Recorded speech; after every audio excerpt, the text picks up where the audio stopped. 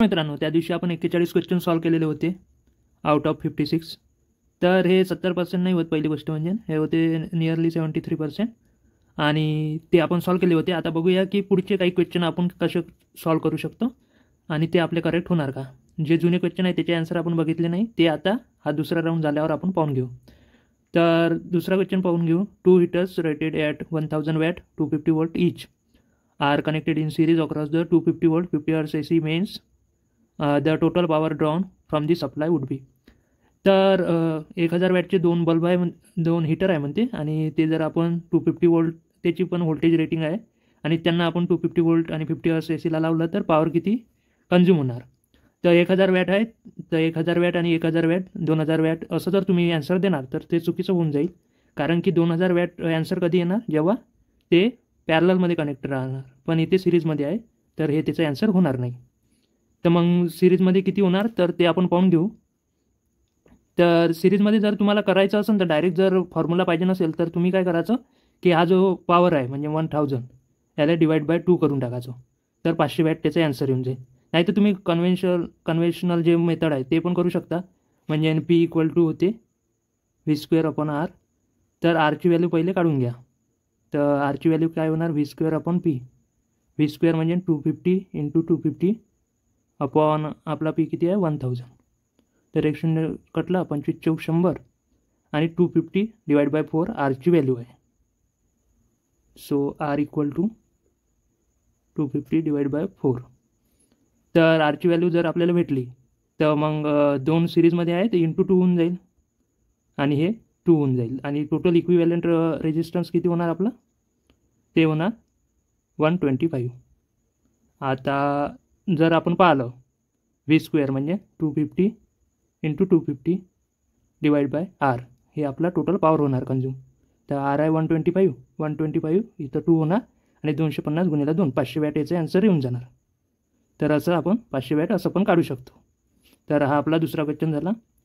आता चौथा क्वेश्चन पाहून घेऊ, जो की राहिलेला होता. A wire has resistance of 10 Ω. It is stretch by 1/10 of the original length, then its resistance will be. 1/10 म्हणजे हे 10 Ω आहे, 10चा 1/10 किती होणार 1. ठीक आहे. तर आता जे नवीन ओमची तर ओरिजिनल 10 Ω आहे म्हणते आपला रेजिस्टन्स. आता जर त्याची लेंथ आपण स्ट्रेच केली तर किती होणार म्हणते, असं म्हणणं आहे त्यांचं. तर पहिली गोष्ट म्हणजे 10पेक्षा जास्तच होणार ना, जेव्हा आपण स्ट्रेच करणार आहे L टाइम्स, तर रेजिस्टन्स जास्त व्हायला पाहिजे. आता ते किती जास्त होणार त्याच्याशी मतलब आहे. तर B आणि D पैकी कोणतं तरी ॲन्सर राहणार आहे.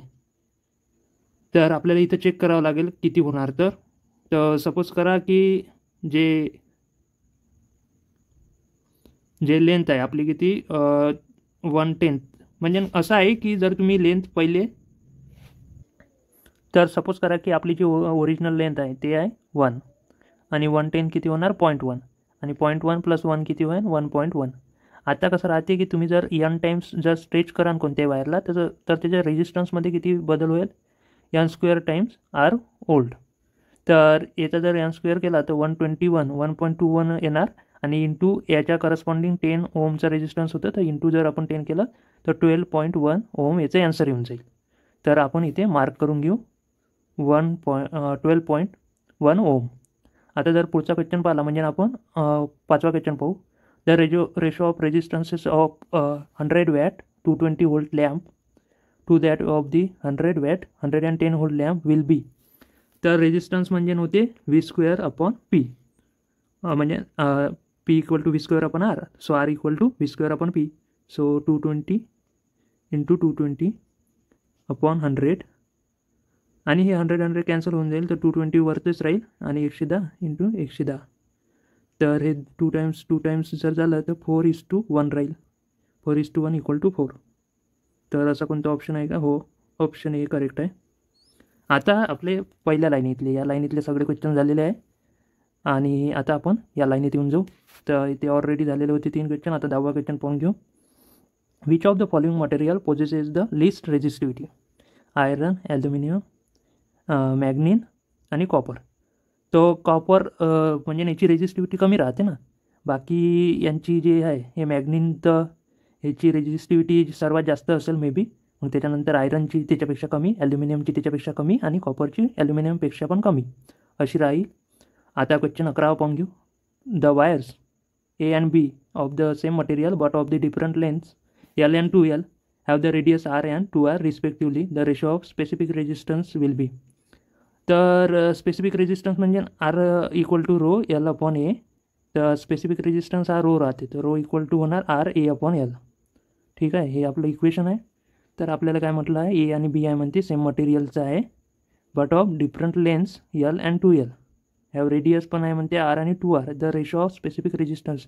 माझं म्हणणं असं आहे की हे सगळे गोष्टी बरोबर आहे, पण हे जे रो राहते ना हा राहते कॉन्स्टंट. तर कॉन्स्टंट असल्यामुळे याचं जर राहील 1:1च राहील, कारण की ते मटेरियलवर डिपेंड करते. स्पेसिफिक रेजिस्टन्स लेंथ आणि एरियावर वगैरे काहीच्यावर डिपेंड करत नाही, त्यामुळे डी त्याचा ॲन्सर राहील. तर आपण हा पण जो पार्ट होता हे पेज पूर्ण कंप्लीट झाला आहे आपला. आता नेक्स्ट क्वेश्चन करून घेऊ आपण. तर येथे जर पाहिलं क्वेश्चन 13, तर 10 मायक्रोफॅरेड आणि 20 मायक्रोफॅरेड सिरीजमध्ये आहे म्हणते. ठीक आहे, तर सिरीजमध्ये आहे, तर याचं इक्विवॅलंट किती होणार, 20/3 मायक्रोफॅरेड. हे झालं इक्विवॅलंट त्या सिरीज कॉम्बिनेशनचं. आणि 150 व्होल्ट आपण त्यांना दिला म्हणते. The voltage across the 20 microfarad capacitor. ठीक आहे, 20 मायक्रोफॅरेडच्या अक्रॉस काढायचं राहिलं तर 150 आहे आपल्याकडे. आता जर आपण रेजिस्टन्समध्ये काढायचं असलं तर अपोजिट घेतो, म्हणजे सेमच घेतो व्होल्टेज. पण आता इथं 10/20/3, तर 3 वरती येऊन जाईल, 2 होऊन जाईल. आणि 150 तर इथे 75 होऊन जाईल. आणि आता इथे मल्टिप्लाय करावं लागेल, 5×3=15, 1 7×3=21 आणि 1 22. कुठेतरी चुकलं वाटते. 2 मिनिट चेक करू द्या पुन्हा. सॉरी, इथे 2 कन्सेप्ट मिक्स करून घेतले होते, तर पुन्हा एक वेळेस करून घेऊ. आपला किती आहे, 150 व्होल्ट आहे इंटू 20मध्ये काढायचं होतं आपल्याला. तर रेजिस्टन्सच्या केसमध्ये आपण 20च घेतले असते वरतं, पण इथे 10/30 करावे लागेल. तर 3×5=15, 5×10=50 व्होल्ट. तर डी ऑप्शन इथे राहील. आणि त्यानंतर जर आपण खाली गेलं तर ठीक आहे, एकच होता यामध्ये राहिलेला, तो झाला कंप्लीट. आता क्वेश्चन नंबर 15 घेऊन घेऊ. 20 microfarad capacitor is connected across a ideal voltage source. The current in the capacitor. तर एक कॅपॅसिटर आहे म्हणते, एक व्होल्टेज सोर्सला लावला आहे म्हणते, तर करंट किती राहील. तर will be very high at first, then exponentially decay at steady state will become 0. None of this are true. Will be 0 first, then exponentially rise, will be very high as first, then exponentially decay. तर ideal voltage सोर्सले आहे आणि हे आहे, तर main गोष्ट म्हणजे charging होणार त्याची, कारण की तो चिपकलाच राहील व्होल्टेजला, म्हणजे असं म्हणणं आहे त्याचं. हे व्होल्टेज सोर्स आहे म्हणते, ठीक आहे, जे पण आहे ते, आणि इथे कॅपॅसिटर आहे म्हणते. तर मग चार्जिंग होत राहील, तर पहिले तर 0च राहील फर्स्ट करंट, आणि देन एक्सपोनेन्शियली राईज. तर सी राहील याच्यामध्ये ॲन्सर. बघूया करेक्ट होते की नाही होत. यामध्ये काय झालेलं होतं, हा जो क्वेश्चन आहे यामध्ये IC = CdV/dt राहते ना, तर सीनं मल्टिप्लायच नाही केलं होतं आपण. 2 फॅरेड जे होतं ना, तर इथं जे ॲन्सर आहे ते होणार हे वालं, बीवालं. म्हणजे सीनं पहिले आपण केलं नव्हतं. तर हा क्वेश्चन मला त्या दिवशी पाहता माहीत पडला की चुकला आहे म्हणून. तर आता हे पण पेज आपलं कंप्लीट झालं, याच्यावरचे सगळे क्वेश्चन संपले. आता खाली येऊन जाऊ. इथे आहे आपल्याकडे दोन क्वेश्चन राहिले होते लास्ट टाईमला. तर 2000 ohm 2 watt resistors are connected in parallel. The combined resistance value and the wattage rating. तर पॅरललमध्ये काय होणार की पुन्हा जे 2 वॅट आणि 2 वॅट, तर त्याचे 4 वॅट होऊन जाईल. तर ऑप्शन एक तर बी करेक्ट राहील किंवा मग सी करेक्ट राहील. आणि कसं राहते की पॅरललमध्ये आहे तर रेजिस्टन्सची व्हॅल्यू तर हाफ होऊन जाईल, तर बीच करेक्ट याचं ॲन्सर राहील. तर सोडासारखा नव्हता म्हणा, पण आपण सोडून दिला होता. We have 3 resistances, each of value 1 ohm, 2 ohm, 3 ohm. If all of 3 resistance are to be connected in circuit, how many different values of equivalent resistance are possible? तर किती पॉसिबल आहे म्हणते व्हॅल्यूज. एक्झॅक्ट याचं solution तर नाही माहीत, पण आपण जर पाहिलं तर 3 फॅक्टोरियल जर केलं तर आपल्याला 3 × 2 म्हणजे 6 ॲन्सर भेटणार आहे. तर 6 जर आपण मार्क केलं तर पहिले 3 रेजिस्टन्स आहे, पहिलं तर आपण डेल्टामध्ये लावू शकतो, दुसरं स्टारमध्ये लावू शकतो, पहिला सिरीजमध्ये, आणि बाकी दोघं म्हणजे तिघही जण सिरीजमध्ये, तिघही पॅरलल, हे 4 झाले. पहिला असा, दुसरे हे दोघं पॅरललमध्ये लावू शकतो, किंवा मग एक सोडला की ते दोघं पॅरलल, एक सोडला की ते दोघं पॅरलल, तर असे तर 7 बनत आहे ना. तर मे बी 7, एक्झॅक्ट आन्सर नाही आहे माहीत मला. तर पॉसिबल पण म्हटलं आहे मग, तर ठीक आहे आपण 7 मारून दिले. म्हणजे एक स्टार, एक डेल्टा आणि एक सिरीज, एक पॅरलल, 4 झाले आणि 3 कॉम्बिनेशन आहे. तर 7 करेक्ट होणार. तरी पण पाहूया मग फायनलमध्ये जेवढे आपले करेक्ट होणार काय. तर ते क्वेश्चन 25वा क्वेश्चन पाहून घेऊ आपण. 200 watt 200 volt bulb and 100 watt and 200 volt bulb are connected in series and voltage of 400 volt is applied across the series connected bulbs under this condition. Under this condition काय होणार. तर असं जर असेल तर ज्याची वॅटेज रेटिंग कमी असेल तो हाय राहते जेव्हा सिरीजमध्ये राहते. तर 100 वॅट बल्ब विल बी ब्राईटर, हे राहिले याचं आन्सर. डायरेक्ट आहे पण तुम्ही ते व्हेरीफाय पण करू शकता. आर काढा आणि मग त्याचा पॉवर वगैरे काढून व्हेरीफाय करू शकता. आणि 29th क्वेश्चन आहे 200 watt 200 volt are connected in series across the total power consume by each lamp in watt. Each lamp in watt. ठीक आहे, सिरीजमध्ये पुन्हा टाकला त्यांनी. तर पुन्हा टाकल्यामुळे तर 50 वॅट करून घेऊ, कारण की आपल्याला माहीत आहे ते अर्धा अर्धा होते म्हणून. 100 वॅट आहे तर 50 वॅट करून घेऊ, पाहता येईल मग जे पण करेक्ट होते ते. 2 electric bulbs have tungsten filament of same thickness if one of them gives 60 watt and the other gives 100 watt then. तर पॉवर I² R राहते. हां, तर रेजिस्टन्सवर डिपेंड राहील म्हणते. तर थिकनेस तर सेमच आहे, म्हणजे एरिया सेम राहते. तर मग लेंथमध्येच फरक असेल. तर 100 watt filament has longer length, सीवाला मार्क करून घेऊ आपण. त्यानंतर हा क्वेश्चन राहिला होता का 35वा केलेला होता. ठीक आहे, आता 40वा करून घेऊ. The current of 5 milli ampere flows in the resistance less choke from a 200 volt alternating source. The energy consume in the choke. Energy किती होते म्हणजे VI आणि time. P equal to PT राहते ना, इक्वल टू PT. तर T आहे का इथं. The energy consume in the choke. 2 मिनटं.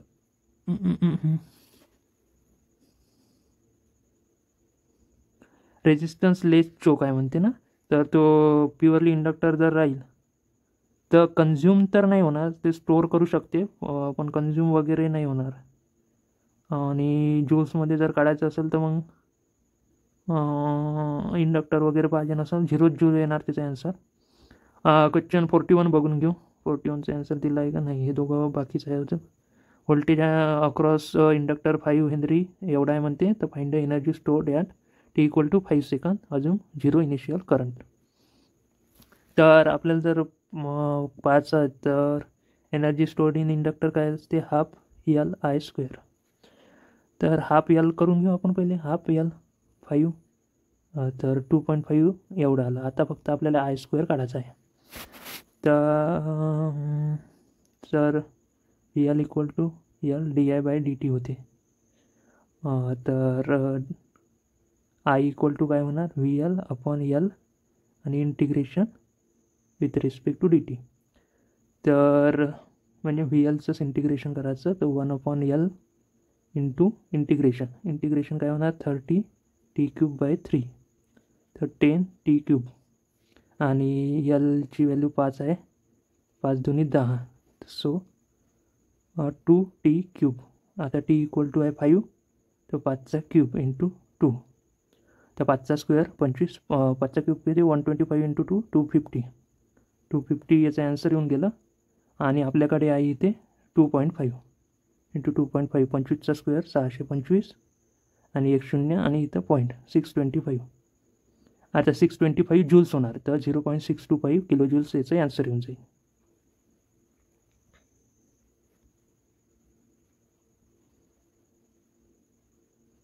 आता पुढचा क्वेश्चन पाहून घेऊ. म्हणजे आपण आता 41 क्वेश्चन आपले टोटल झाले आहे, कोणताच क्वेश्चन राहिला नाही स्टार्टिंगचा. If 100 microfarad capacitor is connected to a voltage source V of T equal to 50 sine 2000t, then the current through capacitor. तर IC इक्वल टू होते C dV/dt. तर व्होल्टेजचा याचा डेरिव्हेटिव्ह काढून घ्यायचा आहे. सीची व्हॅल्यू आहे 10 इंटू 10⁻⁻⁶ इंटू dv/dt जर केलं तर 50 साईनचा डेरिव्हेटिव्ह होतो कॉस 2000 t इंटू 2000 होणार. आणि टाईम वगैरे दिला आहे का? टाईम नाही, याच फॉर्मॅटमध्ये पाहिजे. आता हे 10⁻⁻6 आहे ना, 1 2 आणि 3 5 आणि 5 दुनी 10 /10. तर हे पूर्ण कॅन्सल झालं, फक्त एवढंच राहिलं कॉस 2000 t. तर सी ऑप्शन याचं करेक्ट राहील. सी ऑप्शन याचं करेक्ट आलं आपलं. आणि आपण याच्या खालची केली आहे क्वेश्चन थँकफुली, तर जास्त टेन्शन घ्यायची गरज नाही आहे आपल्याला. तर 50 क्वेश्चन झाले, 51 पण झाले आहे आता पूर्णच्या पूर्ण. आणि 53 54 55 झाले क्वेश्चन आपले. ओ माय गॉड, सगळे क्वेश्चन कंप्लीट केले. एवढे खतरनाक कसं काय काम झालं आपलं, म्हणजे एकही नाही सुटला. एक वेळेस पाहून घेतो मी, म्हणजे मलाच विश्वास नाही होत आहे की सगळे क्वेश्चन संपले. ओ ठीक आहे, मग आपण ॲन्सर चेक करून घेऊ. आता आपला अटेम्प्ट 100% झाला आहे. तर आता माहीत पडेल की किती क्वेश्चन करेक्ट येते याच्यातले. एक क्वेश्चन त्या दिवशी इनकरेक्ट झाला होता, हा 17वा, याला आपण आताच करेक्ट केला आहे. तर पाहून घेऊ पहिले आपल्याला 1 ते 6पर्यंत, 1 to 1.6पर्यंत चेक करायचे आहे. तर 1 to 1.6. तर बी बी बी बी ए बी, 4 वेळेस बी आणि ए बी. कुठे गेलं? ठीक आहे, हे करेक्ट आलं, हे करेक्ट आलं बी बी. ओ माय गॉड, इथे बी आलं आणि इथे बी करेक्ट आहे, ए करेक्ट आहे, बी करेक्ट आहे. तर याच्यामधला आपला एक चुकला इथे, पहिलाच तिसराच क्वेश्चन चुकला आपला. आणि त्यानंतर जर पाहिले तर 11पर्यंत पाहायचे आहे, 7 ते 11. 7 ते 11 जर पाहिलं आपण, 7मध्ये D B A D C, D B A D C, D B A D C, D B A D C. Thanks god, मध्ये तरी पूर्णच्या पूर्ण करेक्ट आली. आता आपल्याला पाहायचे आहे 12 ते 14च पाहायचे आहे ना. ठीक आहे, 12 ते 14 कोण घेऊ? 12 ते 14 जर पाहिले तर C D D, C D D. तर सी डी डी, ठीक आहे, हे पूर्ण करेक्ट आले. त्याच्यानंतर 15 ते 17 पाहायचे आहे. 15 ते ए A D, A A D. ठीक आहे, हे चुकलं वाटते, ए ए, हे पण चुकलं, ए डी. ठीक आहे, 15, हे पण चुकलं. 17, हे दोघं चुकले आहे आपले, 3 झटके लागले आहे आपल्याला. आता 18 ते 24पर्यंत पाहू. 18 ते 24, 18 आणि 24 कुठे आहे? 24, C C B D B B हे 18 ते 24, C C B D, C C B D, C C B D B B A, C C B D B B A, C C B D B B A, C C B D D B B A. तर इथं पण आपला एक चुकला आहे, 21वा.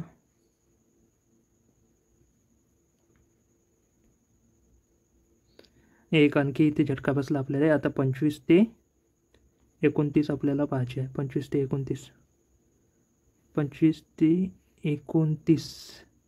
तर 25 ते 29 A B A B B, A B A B B, A B A B बी. ठीक आहे, 29वा पण चुकला आपला.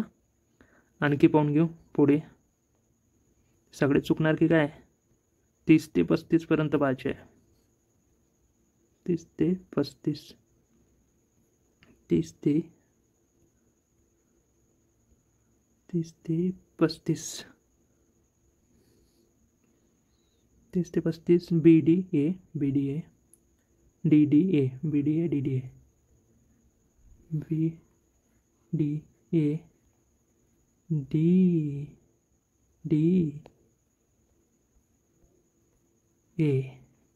ठीक आहे, याच्यातही एक रॉंग झाला. आता पुढं पाहून घेऊ. 36 ते 41. 36 ते 41. 36 ते 41 इथे 36 40 41.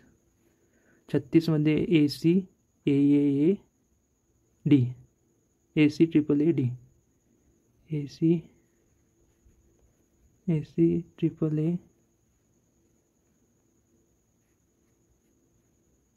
हैं AC AAA D किधर चुक गया.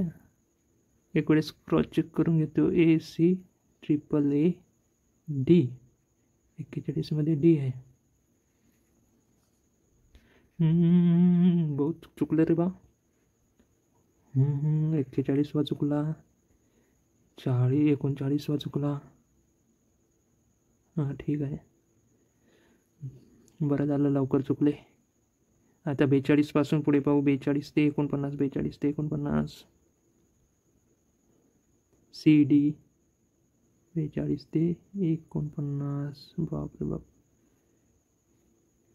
42 ते 4 पाहून घेऊ. CD BD CD BD CD BD CD BD CD BD CD BD. ठीक आहे. 46 ते आता 49 पाहावं लागेल. BBC A BBC A BBC A. ठीक आहे, याच्यामध्ये तर पूर्ण करेक्ट निघाले. आता शेवटचेच राहिले आपले 50 51 52 53. BBCB BBCB BBCB. शेवटी आणखी एक दणका देऊन दिला. आणि 54 55 56 DAB. Thanks God. एंड आणि स्टार्ट तर करेक्ट होता. आता एक वेळेस हे पाहून घेऊ. 52मध्ये सीस आहे का 100%. 52मध्ये सीस आहे. ठीक आहे. आणि आणखी 41 आणि 49. 39 आणि 41 काय आहे. ए आणि डी आहे का. ए आणि डी आहे का. ए आणि डी आहे का. हां ए आणि डीच आहे. ठीक आहे. आणखी कुठं चुकलं. 33मध्ये डी आहे का. 33मध्ये डी आहे का. 33 हां 33मध्ये डी आहे. त्यानंतर 29मध्ये बी आहे का. 29मध्ये बी हो 29मध्ये बी आहे. आणि 21मध्ये डी आहे का. 21मध्ये डी आहे का. 21मध्ये डी आहे का. हो हो हो 21मध्ये डी आहे. बस आता होतं चला. 17मध्ये 15 आणि 17मध्ये ए आणि बी आहे का. 15 आणि 17मध्ये ए आणि बी आहे का. 15 आणि 17मध्ये ए आणि बी आहे का. 15मध्ये ए आहे. 17मध्ये डी आहे. 17मध्ये डी आहे. ठीक आहे. 17मध्ये डी दिसत आहे. मग आता इकडले राहिले आहे आपला तिसरामध्ये एक वेळेस क्रॉस व्हेरीफाय करून घेऊ. तिसरामध्ये बी आहे. ठीक आहे. तिसरामध्ये बी आहे. ठीक आहे. सगळे झाले आपले एक वेळेस क्वेश्चन पाहून आणि व्हेरीफाय पण करून घेतले. बाकी सगळे आपले करेक्ट आहे. म्हणजे चुकले किती आपले एक वेळेस पाहून घेऊ. 1 2 3 4 5 6 7 8 9 9 चुकले. 9 चुकले आपले 56 पैकी. तर 5.6 म्हणजे 10%. तर नियरली 12 नाही 20% पकडून घेऊ. लमसम 20% रॉंग आहे आपले. तर बघून घेऊ कुठे चुकले आहे. तर स्पेसिफिक रेजिस्टन्स डिपेंड्स अपॉन डायमेन्शनवर कसं काय डिपेंड करा. एक क्वेश्चन तसा पण होता कंपोजिशनवर करते ते. तर हे रॉंग होत नव्हतं आपलं. तर चुकीनं झाले असेल बी कंपोजिशन. कारण की डायमेन्शनवर थोडी राहते आणि ते मटेरियलवर राहते. आपण एक क्वेश्चन आता याच्यानं खाली पण केलेला आहे. हे इथं स्पेसिफिक रेजिस्टन्स विचारलं होतं, डायमेन्शनमध्ये चेंज केलं तर 1:1 इथं मार्क केला नाही, इथं तुम्हाला मार्क करता नाही आलं. हे तुम्हाला म्हणजे मला सॉरी फॉर दॅट. हे चुकत नव्हतं, म्हणजे चुकता नव्हता क्वेश्चन. आता 15 पाहून घेऊ. A 20 microfarad capacitor is connected across an ideal voltage source. The current in the capacitor काय भाय म्हणते will be very high first, then exponentially decay and at steady state will become 0. Oh, correct. Yeah. The current in the capacitor.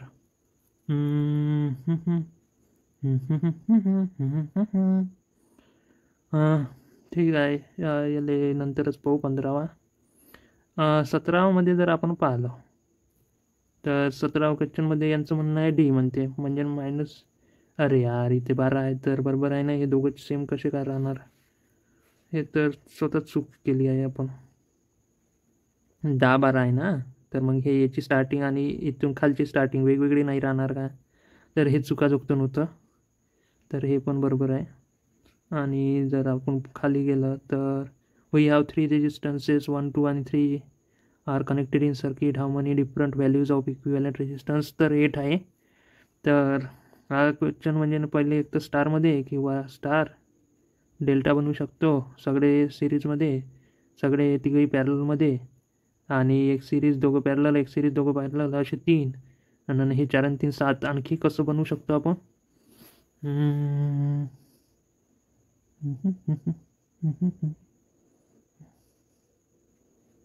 2 सिरीजमध्ये लावले आणि एक त्याच्या पॅरललमध्ये लावला, असं पण होऊ शकते ना.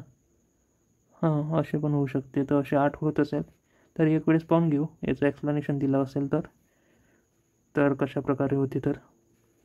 आणि आणखी हा क्वेश्चन पाहिला. 200 volt is connected in series, तर टोटल पॉवर कन्झ्युम बाय इच लॅम्प. तर इथं 50 व्हायला पाहिजे, पण त्यांनी दिलं 25. तर जर आपण करूनच पाहिलं की किती होते, तर P = V² upon R. So are सेमच राहील, तर आर किती होणार? 200 × 200 × 2 × 100 झालं, ते कट झाले. तर 400 ओम रेजिस्टन्सची व्हॅल्यू होणार. आणि 400 असं आहे, म्हणजे 400 ओम आणि इथे 200 व्होल्ट. तर आपल्याला म्हणते पॉवर किती झाला. 400 आणि 400 हे होऊन आले 800. तर 200 अपॉन 800 करंट फ्लो होणार. 1/4 करंट होणार. I² × R जर केलं 400, तर 400 अपॉन 4 हे 4 × 4 होणार, तर हे 100 होणार. तर हे तर 25 होत आहे. तर 100/25 हे बरोबर आहे बी. तर हे बरोबर आहे 25वाला. तर आता आपला हे पण आपला क्लिअर झाला डाऊट. आणि आता पुढचा क्वेश्चन पाहून घेऊ. 2 electric bulbs have tungsten filament, same thickness is one of them give 60 watt and other give 100 watt. अरे यार, हे तर बरोबरच आहे. 60 वॅट कसं काय गेलं? इथं 100 वॅट राहील. ज्याची वॅटेज जास्त दाखवत आहे तिची लेंथ जास्त राहील ना. तर इथे पण ही मिस्टेक झाली आहे. हे पण करेक्ट आहे. आणि जर आपण नेक्स्ट क्वेश्चन पाहिला, the capacitor with no initial charge at T = infinity acts as. मी काय केलं? Short circuit. जेव्हा स्टेडी स्टेट राहते तेव्हा कॅपॅसिटर नेहमी ओपन सर्किटच राहते. तर इथं स्टेडी स्टेटवर शॉर्ट सर्किट कसं काय केलं रे? ते T = 0वर असतं शॉर्ट सर्किट. ओपन सर्किटच याचा आन्सर राहील. ठीक आहे. The voltage across 5 Henry inductor is. तर पुन्हा आपल्याला व्होल्टेज काढायचं आहे. हे दिलं आहे, एनर्जी काढायची आहे. T = half. आपल्याकडे एनर्जी आहे ½ LI². ठीक आहे. आणि इनिशियल 0 इनिशियल करंट आहे आणि ½ L. VL = LdI/dt. तिथून पहिले आय काढावं लागेल आपल्याला. VL = LdI/dt. So I = 1/L integration VL dt. So 1/L ची व्हॅल्यू किती आहे? 5. आणि इंटिग्रेशन किती आहे? 30 T³/3. सो 10 5 दुनी 10. 2 × 3 T³ म्हणजे 5³ 5 5 25 25 5 1600 1600 दोन्ही 250 VL ची व्हॅल्यू आली. आता 250 जर VL ची व्हॅल्यू आली आहे, 250 आयची व्हॅल्यू आली आहे, सॉरी 250 आयची व्हॅल्यू आली आहे. आय इक्वल टू 250 तर हाफ एल किती आहे 5 आय स्क्वेअर आहे 250 इंटू 250. आधी केलेलं नसेल आहे म्हणूनच तर चुकलं. तर 25 इंटू 25 625 झाले, डबल शून्य लागलं. आणि आता जर इथे 5नं पुन्हा मल्टिप्लाय जर केलं आपण 0 0 5 5 25 2 5 2 10 2 12 1 6 5 30 आणि 1 31 डिवाइड बाय 2. तर बे 1 बे 5 10 बे 6 12 बे 2 4 बे 5 10 0 15625 असं तर हेच ऑप्शन आहे. तर हेच बरोबर होतं. मे बी मग अशी हे एलनं मल्टिप्लाय केलं नसेल किंवा मग स्क्वेअरमध्ये किंवा मग कुठेतरी फॉल्ट झालेला असेल. तर हेच करेक्ट आन्सर आहे. तर हे पण आपला याच्यातला डाऊट संपला आहे. आता जर आपण पुढं गेलो तर आय थिंक आपल्याकडे फक्त एकच राहिलं आहे. The primary cell has an EMF 1.5 volt when short circuited it gives current 3 ampere. ठीक आहे. The internal resistance 15 divide by 3 जर केलं आपण तर 0.2 येणार. ठीक आहे. हे कसं काय चुकलं एवढं सोपी. 1.5 डिवाइड बाय 3 0.5 येणार. तुम्ही कमेंट्समध्ये लिहिलं पण नाही की हे चुकलं आहे म्हणून. तर यावरून माहीत पडते की तुम्ही बरोबर व्हिडिओ पाहत नाही आहे. ठीक आहे, ती तुमची इच्छा आहे. तर सगळे क्वेश्चन झाले आहे. फक्त 2मध्ये आता थोडंफार कन्फ्युजन आहे. 21मध्ये आहे आणि 15मध्ये आहे. तर याचे सोल्युशन दिले आहे काय तर बघून घेऊ. 15मध्ये आणि 21मध्ये. तर 15 आणि 21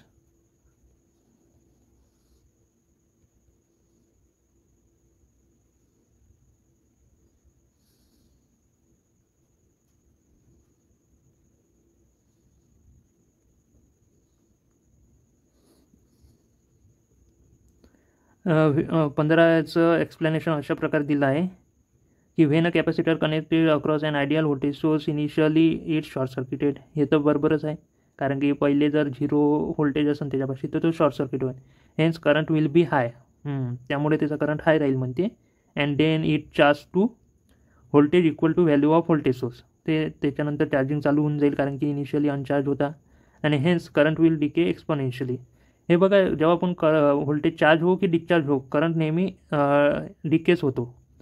and at steady state will become 0 since capacitor will act open circuit in steady.